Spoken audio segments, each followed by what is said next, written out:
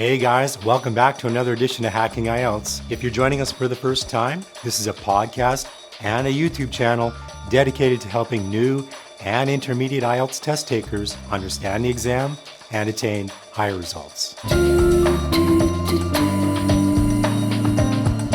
Last time, we reviewed academic reading, and in this episode, let's continue our dive into the reading section. Let's review from our last lesson. The reading section has a total of 40 questions that you'll need to answer, and you get 1 mark for each correct answer.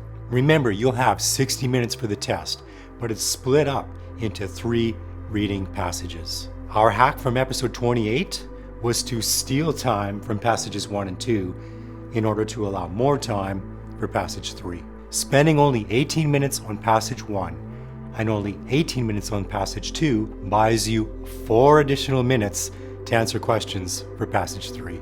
Last time, we covered some of the task types for academic reading and how the title, subtitles, or diagrams all act as an overview for the following passage. We also highlighted how we need to read provided instructions carefully and how not paying attention to directions can cost you valuable points. What else did we cover?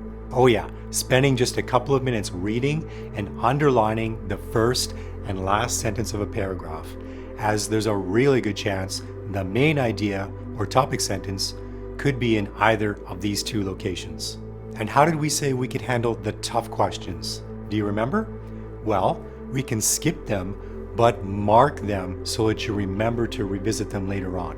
We had a chance to go over gap fill in our last episode, but didn't get into any other task types for reading. Let's jump into classification for this episode.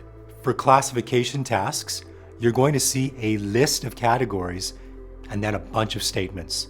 Next, you'll be required to match these statements with correct categories based on the passage you're reading. Now, one thing you need to keep in mind is that you never get statements that are exactly the same as displayed in the questions. Rather, they're going to be worded differently or paraphrased. Do you remember this word? We discussed paraphrasing for the Task 2 writing prompt in earlier episodes.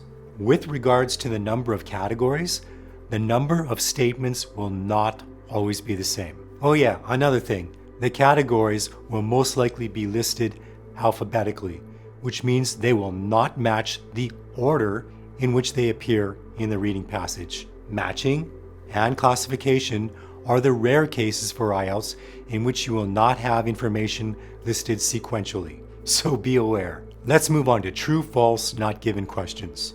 For this particular task, you will be assigned questions in which you will need to compare statements to information that is provided in the passages. You may encounter a statement that is related to the reading, but perhaps it fails to agree or disagree. In this case, you may already know that you'll need to choose not given.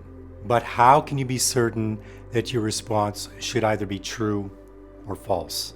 Okay, a quick hack here is to just search. Search for what, you ask? Well, we need to look for keywords.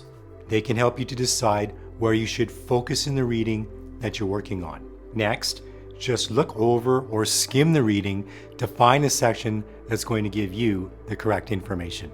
It's really important you go over the information in that section carefully so that you can determine if the reading information is similar to the statement so that you can answer true. In contrast, the passage may disagree with the same statement, so you can confidently answer false. But remember, if the reading has information that is somehow related to the statement but doesn't actually agree or disagree, then we can just write not given. All right, let's now move on to another task type, and this is table completion. For this particular task, ensure that you read the instructions carefully to see how many words and numbers you can use to answer each of the following questions.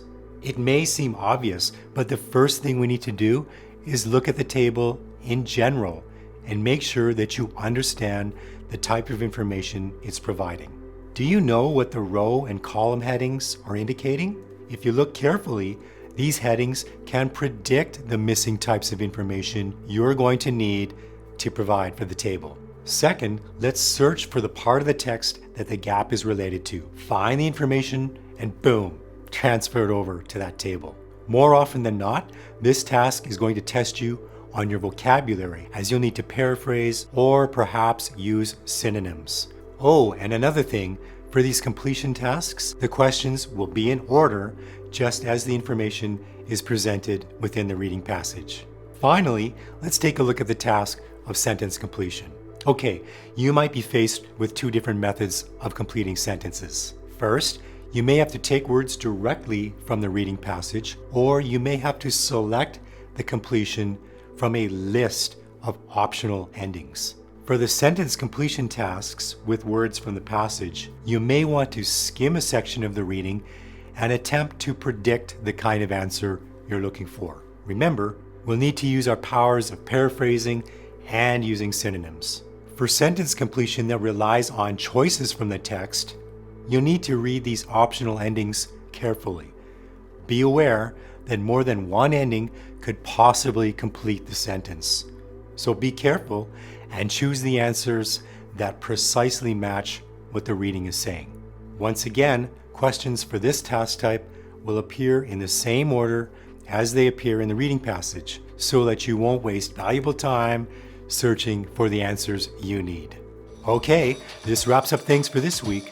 Did this episode help you out? Let me know in the comments section on YouTube, and be sure to subscribe for new videos like this every week. Or be sure to subscribe to the podcast on iTunes. You can also sign up for free courses over at hackingielts.com. Take care, guys, and catch you in the next one.